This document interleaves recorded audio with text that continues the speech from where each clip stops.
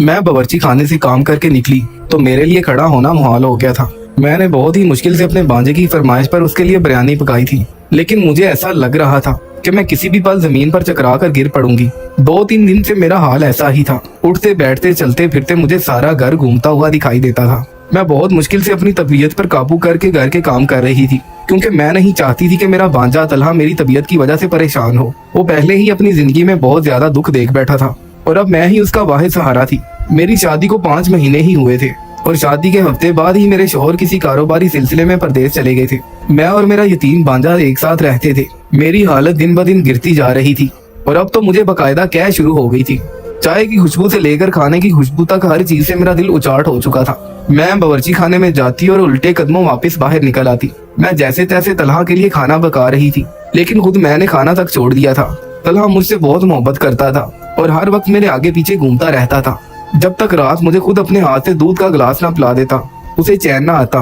College से वापस आने के बाद वो सारा वक्त मेरे साथ रहता और रात सोने से पहले भी वो मेरी गोद में सर रख कर लेट जाता, मुझसे घंटों बातें करता और मेरी चूड़ियों से खेलता। अब तो मेरे लिए तलहा से बातें करना और उसका लाया हुआ दूध पीना भी मुश्किल हो चुका था, लेकिन मैं उसका दिल रखने की खातिर बड़ी मुश्किल से उसके सामने दूध का गिलास पी लिया करती थी। तलहा बहुत मोहब्बत से कहा करता था कि मेरे माँ बाप के चले जाने के बाद खाला आपने ही तो मुझे सहारा दिया है, अब मेरी जिम्मेदारी है कि मैं आपका ख्याल रखूं। अपने 16 साल के भांजे की बेपनाह मोहब्बत देखकर मेरा दिल खुशी से झूम उठता।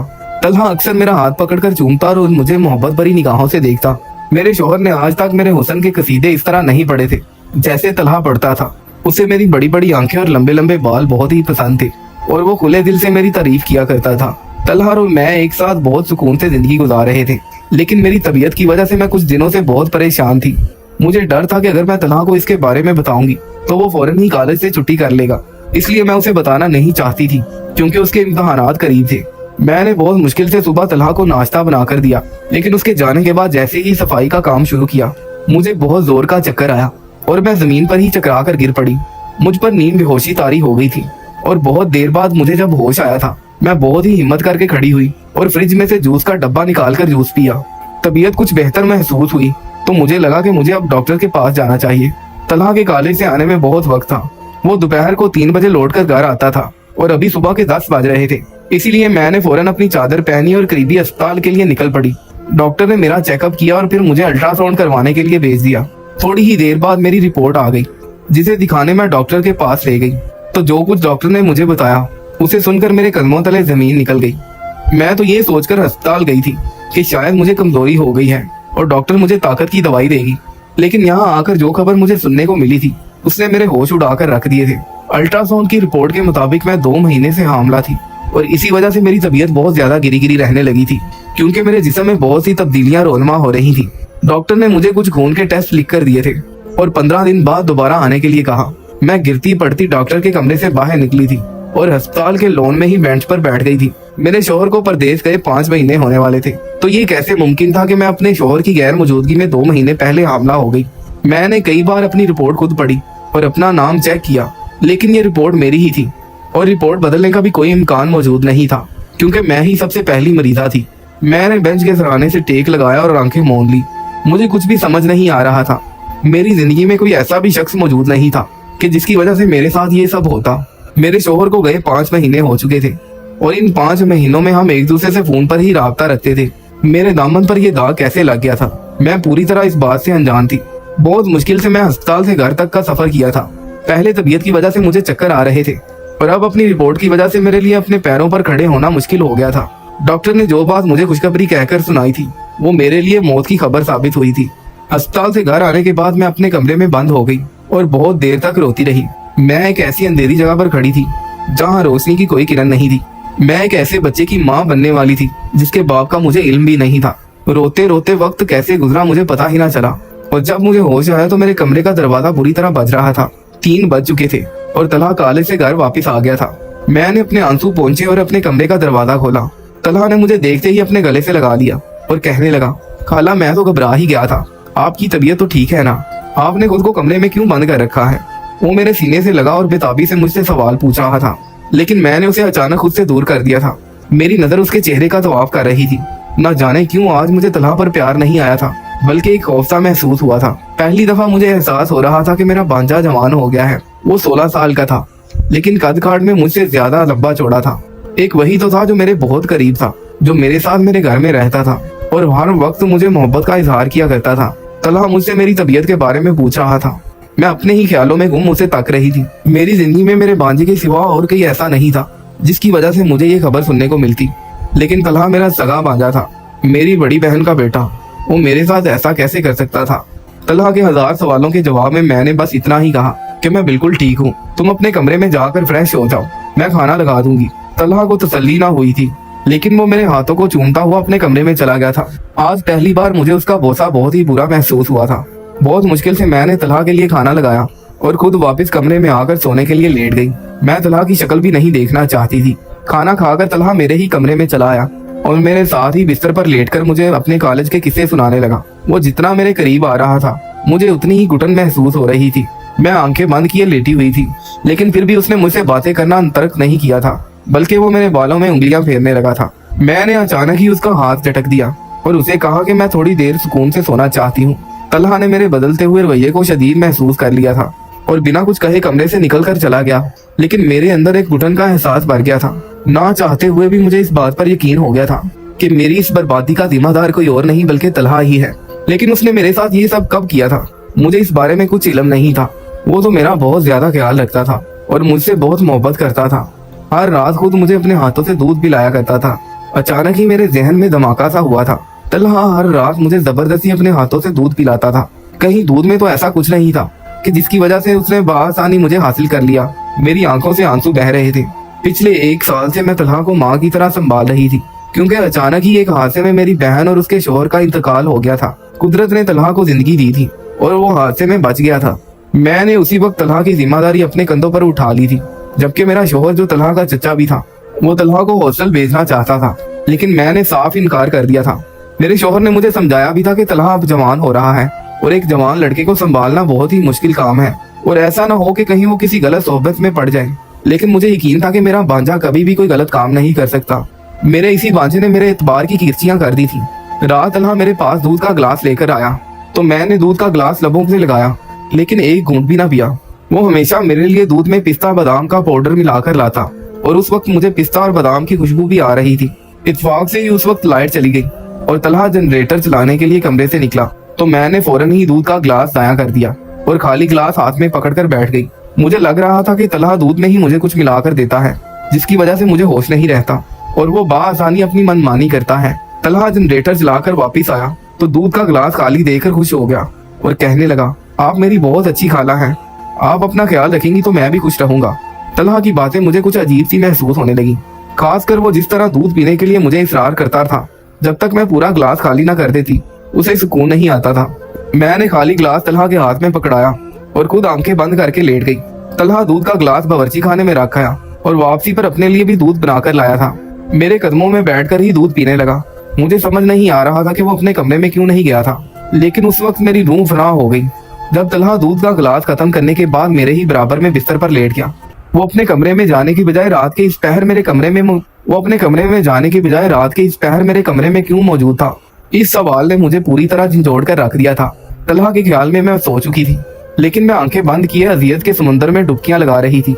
माजी का एक एक पल मेरी आंखों के सामने किसी जुल्म की तरह चल रहा था। 1 साल पहले मेरी बहन और उसके शोहर का एक हादसे में इंतकाल हुआ था और उस वक्त तलहा सिर्फ 15 साल का था। मैं अपने अम्मा अब्बा के साथ गाँव में रहती थी और मेरी बहन की शादी होकर शहर आई थी।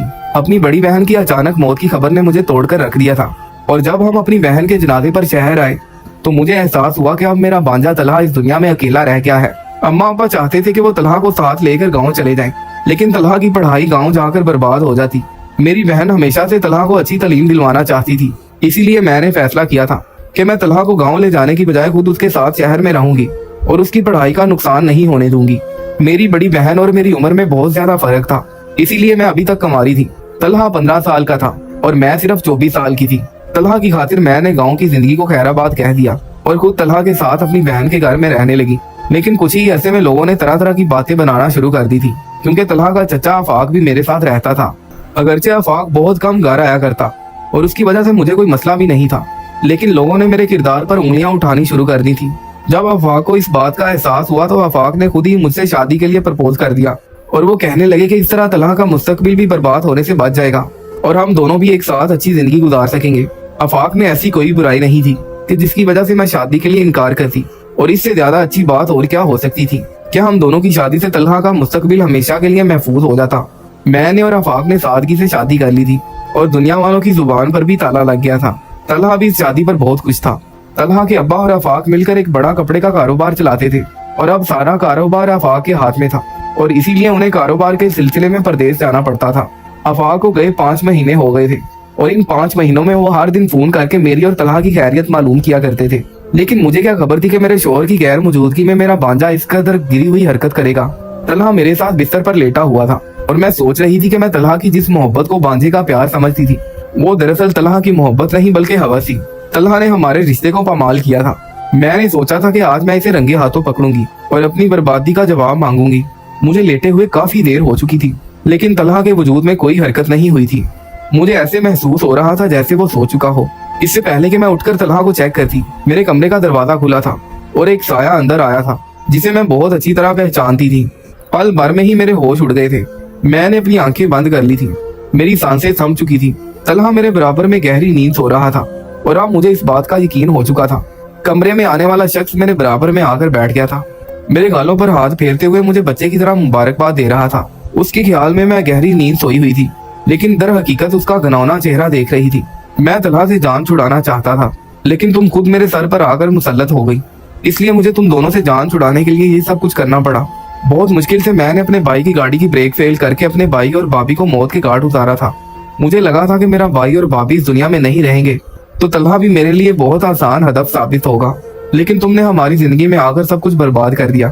बजाय इसके कि अपने भांजे को अपने साथ वापस गाँव लेकर जाती और मेरी जिंदगी को आसान करती, तुमने तो हमारे ही घर में बसेरा कर लिया।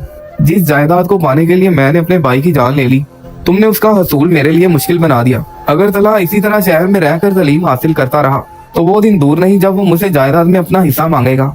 कल सुबह जब मैं घर वापस लौट कर आऊंगा और तुम्हें बताऊंगा कि मैं परदेश से लौट आया हूँ तो तुम मुझे अपना हामला होने का बताओगी और मैं तुम्हें तुम्हारे भांजे के साथ मिलकर इस घर से निकाल दूंगा।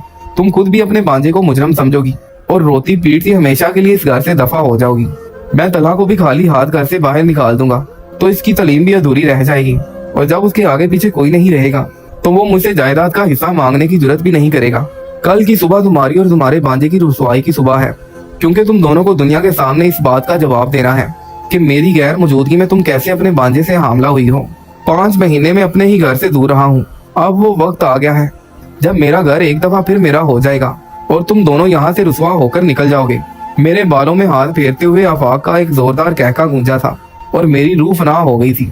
मेरा शोहर जो मेरा मुहाफिज था, दर हकीकत उसने ये रिश्ता मुझे और मेरे भांजे को बर्बाद करने के लिए बनाया था। वो मेरी बहन और उसके शोहर का कातिल भी था क्योंकि वो उनकी जायदाद पर कब्जा करना चाहता था, लेकिन मैंने शहर में रहने का फैसला करके उसके मंसूबे पर पानी फेर दिया था और उसी का बदला लेने के लिए आफाक ने मेरी जिंदगी बर्बाद की थी।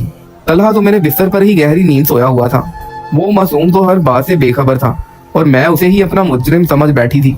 मैं जान गई थी कि मेरे पेट में जो बच्चा है वो किसी और का नहीं बल्कि मेरे अपने शोहर का ही है, जिसे वो अपने मजमूम मुकासिद के लिए नाजायज इकरार देना चाहता है। आफाक कुछ देर कमरे में ही रहा और इसके बाद वापस चला गया। मैं जानती थी कि अब वो सुबह लौटकर वापस आएगा और मुझे और तलहा को बदनाम करेगा। मेरी बहन और बहनोई तो इस दुनिया में नहीं रहे, लेकिन मैं अपने भांजे को आफाक जैसे दरिंदे से बचा सकती थी। मैंने सोच लिया था कि मुझे आगे क्या करना है। मैंने आफाक के वापस आने से पहले ही पुलिस को फोन करके सारा कुछ बता दिया और जैसे ही आफाक लौटकर वापस आया तो पुलिस वालों ने उसे फौरन ही गिरफ्तार कर लिया। उस पर मेरी बहन और बहनोई के कत्ल का मुकदमा दर्ज हो गया। आफाक को यकीन ही नहीं आ रहा था कि जो जाल उसने बिछाया था वो खुद ही उसमें फंस गया था। तफ्तीश का आगाज हुआ तो पुलिस की जरा सी मार पर ही आफाक ने सब कुछ कबूल कर लिया और पुलिस को शवाहद इकट्ठे करने में जरा देर नहीं लगी थी और ये हकीकत खुलकर सामने आ गई थी कि जायदाद का 60% हिस्सा मेरे बहनोई के नाम पर था, जिसे हासिल करने के लिए आफाक ने इतना भयानक मंसूबा बनाया था। अगर मैं पहले ही दिन तलहा को लेकर गांव वापस लौट जाती तो आफाक का सच कभी ना खुलता और वो बहुत आसानी से अपने भाई की जायदाद को हड़प कर जाता। लेकिन तलहा को पढ़ाने की गर्ज से मेरा शहर में रुकना आफाक के लिए मौत का फंदा साबित हुआ। उसका मंसूबा नाकाम हो गया। आफाक ने इस बात का भी एतराफ किया था कि उसने पिस्ते और बादाम के पाउडर में नींद की गोली मिलाई थी, क्योंकि वो जानता था कि मैं और तलहा दोनों ही दूध में वो पाउडर मिलाकर पीते हैं। आफाक रोजाना तलहा को फोन करके कहता कि अपनी खाला को दूध पिलाओ, क्योंकि अब वो तुम्हारी माँ की जगह है और तुम्हें उसका ख्याल रखना है। तलहा अपने चचा की बात मानकर जबरदस्ती मुझे दूध पिलाता और मेरे सोने के बाद खुद भी दूध पीकर सो जाता और इसी बात का फायदा उठाकर आफाक मेरे पास आता। मैं तलहा को अपना मुजरम समझ बैठी थी, इसलिए मैंने हाथ जोड़कर तलहा से माफी मांग ली थी। तलहा मुझसे वाकई ही माँ की तरह मोहब्बत करता था। उसने मुझे गले से लगाकर माफ कर दिया था। आफाक को उम्र कैद की सजा हो चुकी थी। वो जायदाद जिसे पाने के लिए आफाक ने कई जिंदगियां बर्बाद कर दी थी, उसी जायदाद ने उसे जेल की सलाखों के पीछे पहुंचा दिया था। उसके जेल जाने के बाद सारी जायदाद मेरे हवाले हो गई। तलहा पढ़ाई के साथ साथ कारोबार भी देख रहा था। कभी कभी जो दिखाई देता है वो बिल्कुल भी सच नहीं होता। बज़ाहिर मेरा भांजा मेरी इज्जत का लुटेरा नजर आ रहा था, लेकिन वही आज मेरी इज्जत का मुहाफिज बन चुका था। दुनियावी दौलत की खातिर आफाक ने अपनी दुनिया और आखिरत दोनों ही तबाह कर डाली थी। इंसान को चाहिए कि वो अपने पास मौजूद वसाइल में ही खुश रहना सीखे, क्योंकि उसी में ही सुकून है।